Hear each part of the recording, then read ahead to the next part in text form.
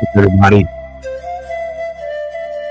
Welcome back to the second segment of the ShakeBack Sports Show.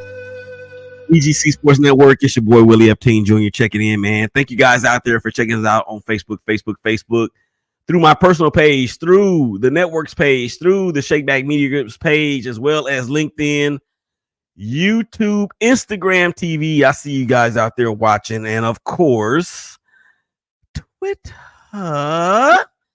A little bit of a somber mention there due to the said events that have taken place in the East Bay, the beloved city of Oakland, California. I'm going to get back to that here in just a second, as I did touch on it on that in the first segment. We welcome your comments. We welcome any memories that anybody out there that has of the Oakland Alameda County Coliseum complex, as you see it pictured to my or above me there. I'm not there right now. Of course, it is empty in the way that it's shaped on the screen. It is set up for a football game in which we have not seen in the last 3 years. So we're going to get back to that here in just a second before we get to the NI done. And that, of course, involves UNLV or former UNLV quarterback Matthew Sluka. Yeah, he said, I'm done. I am done. All right, big day. Before we move any further, this second segment, it is being brought to you by Front End Sports. Founded in 2022, Front End Sports is dedicated to empowering athletes, teams, and organizations with cutting-edge social media, merchandising, and NIL strategies, unless you're Sluka, to help your brand through innovative, maybe Sluka need to holler at Front End Sports, brand through innovative, personalized solutions. Our team consists of experienced professionals with diverse backgrounds in sports, marketing, design, and technology, all who share a passion for helping their clients succeed and unlock their full potential. Make sure you go to frontendsports.com. Again, that is frontendsports.com. Tell them that your boy, Willie Epting Jr., of course, told you to holler at them so y'all can set it off on your NIL, branding, marketing, so forth and so on, etc. needs. Okay, so in the first segment, we talked about the hashtag Brothers of Baseball show, and they were in the building. You can listen to this, of course, 12s, 6s, 1s, and 7s, Eastern Standard Time, BGCSN 1 and 2. All of the slots have been filled for the Major League Baseball playoffs. We will have our full playoff preview coming up on Monday on the network, so make sure you guys check that out.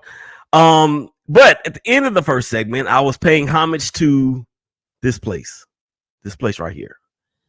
And yeah. And before I actually start crying, it holds. I may not have the number of memories that other people may have, but my memories are impactful nonetheless. That is the first place I first fell in love with the sport of baseball. That is the place where I first saw my professional baseball game. That is the place where I first became afraid of fireworks. And I don't mean just firecrackers. I mean fireworks for the first time in my life, because when the A's would hit a home run, of course, they would shoot the rockets off. And I used to be so afraid of that. And I remember my dad, he wasn't the softy type. He was the man up type. And I remember that was the first place I saw a professional football game. And of course, the first place where I saw a professional basketball game, at this place right here, where where the Warriors no longer are playing. They're, of course, in San Francisco. So I say all that to say this, is that even though my memories of this place may not be in a quantified manner as other people, they're impactful nonetheless, because they help shape a lot of who I am today, whether you love me or whether you hate me, whether you like me or whether you don't like me. And that's fine. I mean, I'm not here to please everybody. As a matter of fact, I'm only here to please a handful of people, and the spirit, of course. Whether any of those things are true. And I've had to endure some ridiculing. I've had to endure. I mean, it's just been so much. And a lot of it stems from this place right here. It does. My cousins, who I love dearly, they're still out there. We keep in touch probably a couple times a week. The A's are gone. The Raiders, of course, are gone. The Warriors are gone. The last time I saw an event in this venue was 2017 when the Oakland Raiders played the San Diego Chargers. Think about that for a second. Just think about, it may have been 2018. Think about that for a second. Neither one of those teams are in Oakland or in San Diego anymore.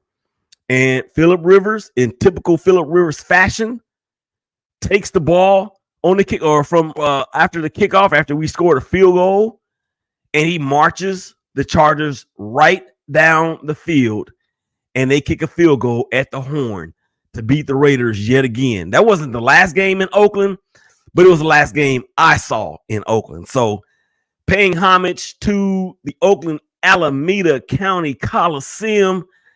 It is so sad. And here we go.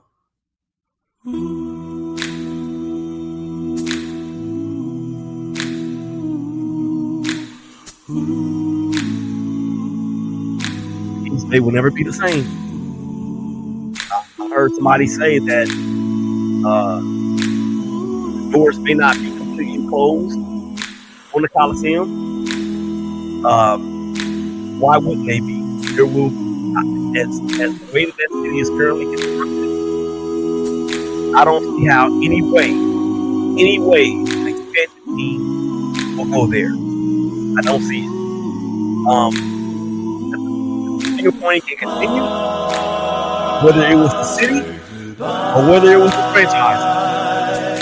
The bottom line is that we have reached Armageddon in the world of sports. These are the last days of sports, because as of 2024, that fateful day in Oakland, California, the last contest between the Texas Rangers and the Oakland A's, where the A's defeated the Rangers 3-2, there will be no more professional sporting events in the East Bay for the first time since the 60s. All right, let's move on. We got to talk about the NI None. And to me, this is a story that is hysterical in itself, because the NCAA has the nerve to lash out at the powers that be of the NIL and say, this is evidence of dysfunction in today's NIL client environment. Well, sir, ma'am, and whoever else is involved at the top of the NCAA bucket list that needs to be kicked, not just kicked out, but kicked over and kicked, just kicked. You guys have a hand in this. Matthew Sluka, the red shirt, or he's going to red shirt this year, and he's going to enter the transfer portal in December after entering the transfer portal from Holy Cross. He went to Holy Cross, y'all, and he transferred to UNLV, where he was supposed to be getting a $100,000 NIL deal, but it was a verbal agreement, and UNLV backed out of it, and now Matthew is no longer the quarterback at the University of Nevada, Las Vegas. I'm not going to spend a whole lot of time on this. I'm just going to say this. It's important, in my opinion, for us to look at it from this perspective. If you're going to say that you're going to do something, especially when it comes to these student athletes who have agreed to come to your institution to play ball, to help bring more money to your institution, about what you say. About what you say. And don't place the responsibility in the hands of a kid. I don't know how old he is, but essentially he is a college kid, student, whatever you want to call it. Don't do that, and then for whatever reason decline your end of the bargain. That's not good business at all. And I don't blame him. Now, people can say, well, he quit on his team because this, and this. Well, his team quit on him. Actually, it wasn't his team. His university quit on him. because they didn't abide by what they said they were going to do. So I don't blame them one bit. And why go in this climate, in this today's college world of athletics, where the student athlete should be emphasized, student first, athlete second. The NCAA is the main reason why this mess has occurred, because of their stupid policies and their moronic rules in terms of not even allowing kids to put peanut butter on a croissant or on a bagel. You can't put peanut butter on a bagel, but you can use non-flavored cream cheese. What? You can't use your whatever money you have left over to buy a pizza. What? And now the NCAA, well, we're going to take this back to Congress. If I was Congress would be like, they better be glad it's not me. I would be like, yo, you created this mess. You clean it up. Period, point blank. And the NCAA, that's why we see all the changes that are going on. And at some point, the NCAA is going to be like the Oakland Alameda County Coliseum, in which you're going to have all of this space and nothing's going to be going on. Mark it down. All right, let's move on to the NFL. A show enough divided. We were not able to have our show this past week due to some technological problems, and it all really fell upon me. And I'm gonna blame it on the technology because it was really my fault, but not really. But yeah, it was, because I am the guy that's responsible for everything that goes on. But we did not have a show this past week, and I'm kind of glad we didn't, ladies and gentlemen, because as you may or may not know, there are fans of the Kansas City Chiefs, as well as the Jacksonville Jaguars, as well as the Buffalo Bills and the Raiders on that show. And two of the stars, ladies and gentlemen, are Kansas City Chiefs fans. Now, the Raiders, coming off of a road win in Baltimore, in which we were down by 10 points in the fourth quarter, and the Raiders had not won a game with that type of a deficit in that point of any game since 1907. Okay, they weren't playing football then, but you see what I'm getting at. And then, coming off of that high of beating a team with Derrick Henry and the reigning defending MVP Lamar Jackson and John Harbaugh, a Super Bowl winning coach, coming off the heels of that game to the home opener in Clark County, Nevada, also known as Las Vegas, you welcome in a Carolina Panthers team that ranked 31st in offense and 30th in defense. They have a quarterback change to the Red Rifle from their number one overall pick from last year, Bryce Young, and what happens? You go out there and you stink up the joint. I'm glad there was no show last week for a show enough divided. Now, let me just talk about my Raiders for just a second. This is the reason why the Raiders have been dubbed by me and me only. And now the boys at Nothing But Raider Podcast, you can hear that on Tuesdays at 8 o'clock Eastern Time, 7 o'clock Central, and the Commitment to Excellence Podcast, that's on Saturdays at 11 o'clock Central. I've got them even saying the narcotic that is the Oakland / Los Angeles / Oakland / Las Vegas Raiders. Now they're high on it too. They can't get off of it either. Because what happens? The Raiders go and do what they did in week 2 against a lot of a team that a lot of people, to including me, said was going to win the Super Bowl this year. And what happens in the next game? You do Raider stuff. We got so hot, man. We were high. Ooh, we was high.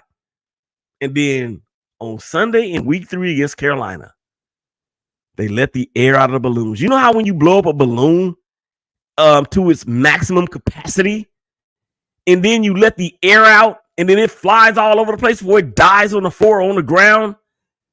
That's what the Raiders do to us. That's what the Raiders mean to us. That's how the Raiders treat us as diehard fans and even casual fans to a degree. That's what they do. And to make it all worse, Max Crosby with his eye ankle sprain, Devontae Adams, who dropped some key passes in this game. Let the record show that Devontae was not a top 5 receiver in this contest against the Carolina Panthers.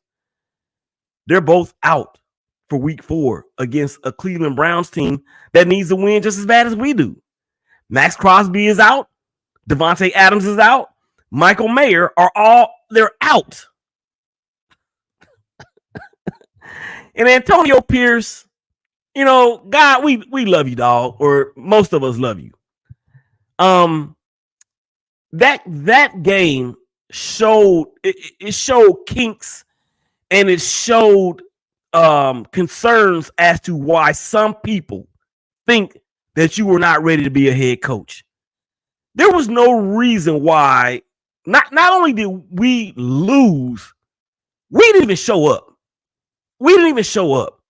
And I'm like, okay, we're going to turn it on in a second. Okay, if we can come back against Baltimore, we definitely can come back against Carolina. It didn't happen. And now we're faced with a Cleveland team that is just as desperate as we are to get a win. And the fact that this occurred in the home opener after that win, that is the reason why it is the narcotic that it is. And I'm that's the reason why I'm glad we didn't get a chance to have the show, because I didn't feel like hearing Regina or Tisha's mouth. But we're in a group text, so I had to see it. And here we are. And speaking of Regina, my sissy from another Missy, the kid gets lost here no matter what. He's a kid, and now his value is missing. I'm assuming that you're talking about Mr. Sluka, the quarterback from UNLV that has said, I'm done. And if I'm wrong, hit me on Twitter and let me know, and I'll shout you out in the third segment. And speaking of the third segment, we got to get to that, man. Up next, we're going to get back to some NFL, because Cowboy fans, y'all are despicable. And there's no way you should feel good about what happened to your team on Thursday night on Thursday Night Football. So come on back, you're inside the break. Willie Epting Jr., ShakeBack Sports Show, Big Game Christian Sports Network. Y'all come on back and holler at us.